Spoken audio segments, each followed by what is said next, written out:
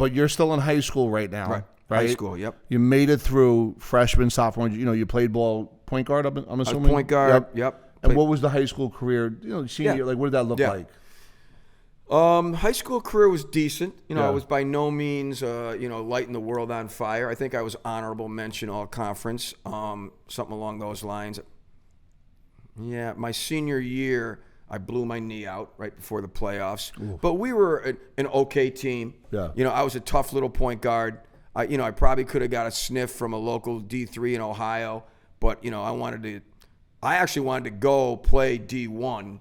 I thought I was good enough when I got healthy, and then that was one of the first punches in the face. Yeah. When I got there, I realized, all right, I went to the tryouts, and I realized that I'm looking around at these D1 guys and stuff, and I'm like, you know what?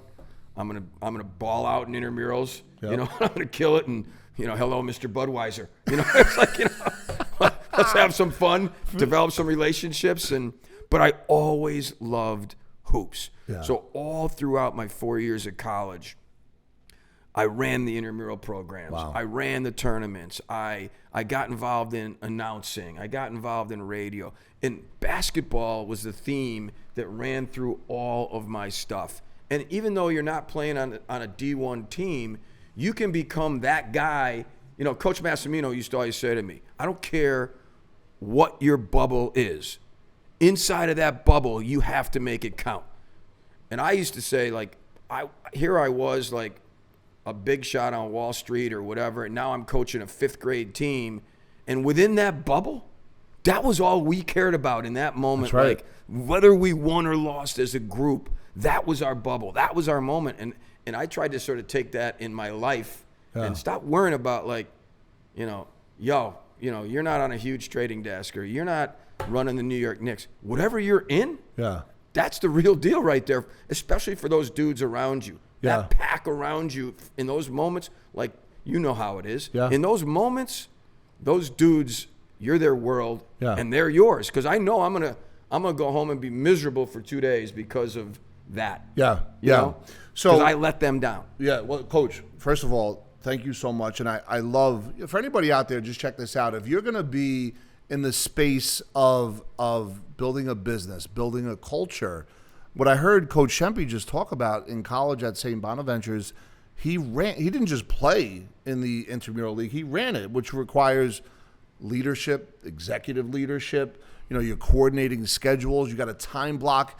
Every entrepreneur out there, if you're time blocking, if you're waking up with a purpose every day, if you understand what your why is, why you're showing up every single day, it doesn't become work, it becomes easy, right? So I heard a little bit about Coach Massimino. I just heard Wall Street. And as this journey continued, you're in St. Bonnie's 4 years, you graduate. What happens next? Yeah.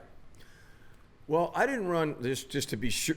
I didn't run the entire Bonaventure intramural program. Okay.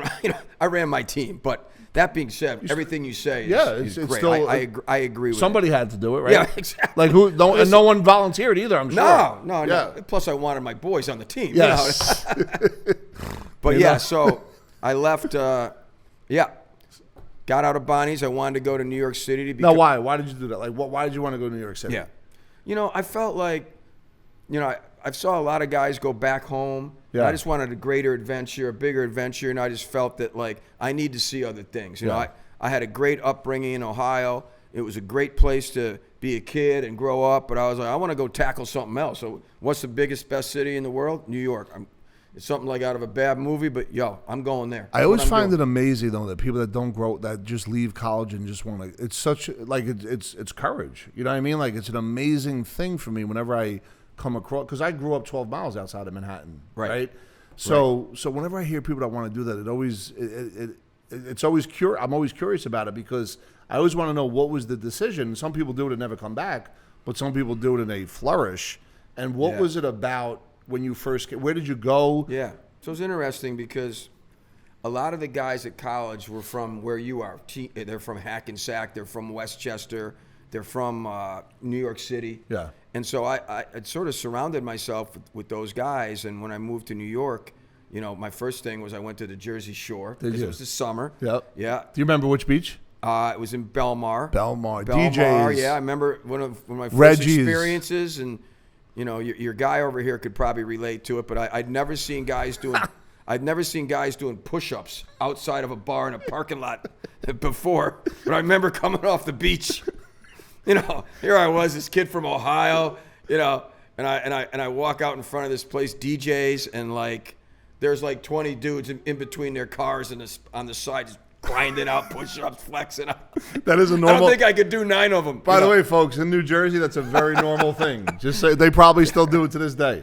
Oh, it was awesome. So yeah, I started out down there. Like I came to New York because I thought I was going to be like the next Bob Costas or Marv Albert. You know, So you went to the announcing thing, and we see that a lot at Victory Park. Obviously, that's my introduction. Right. The Rucker Park, Victory Park. But yeah. So that was your thing. You wanted to be an announcer. Yeah. Wow. Okay. Rolled in, got a job as a what they call a runner or like a gopher. Yep.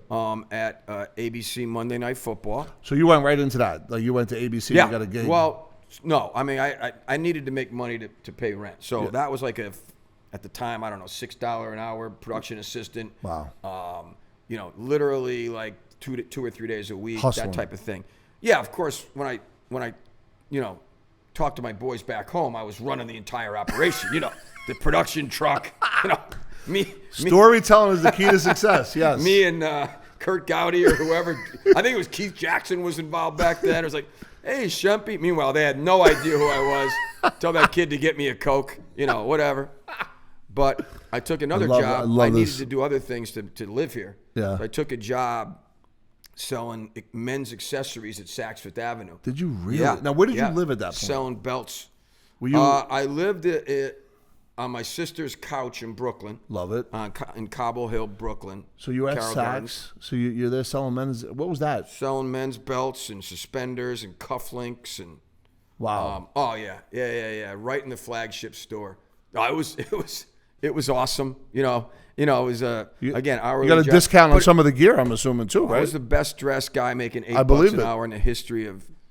But what happened in there was one of the guys that also was a similar situation. We were in the break room, and he was talking about the Knicks. Yeah. And I happened to just be sitting next to him, like, oh, so and so, the Knicks, this, that. We start talking about hoops. He's like, oh, I'm a big hooper. I love hoops. And I'm like, so do I. So we get together. We go to the Y. We hoop it up.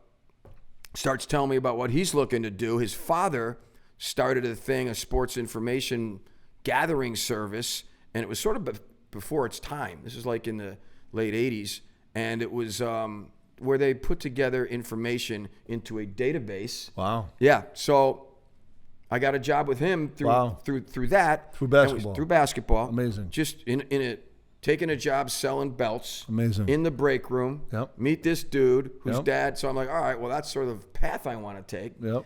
So I go out to Hasbrook Heights, New Jersey. So now you're no longer reverse commute. You're still going to Brooklyn? Yeah, I was living in Brooklyn. Got it. Okay. So I go out there and we're doing that, inputting data, and it's amazing. One of the guys we're working with there, I put together a hoop team. Yep. So we started playing basketball in a local league, Cliffside Park. Yes. Playing a summer league, outdoor summer league at Cliffside Park. And one of the guys is like, you know what, I got a job on Wall Street and we have a basketball team. We're going to put a team together. Can I freeze for a second? Mm-hmm. Incredible story so far. Thank you so much. So wait, let me get this straight. Grew up in Ohio.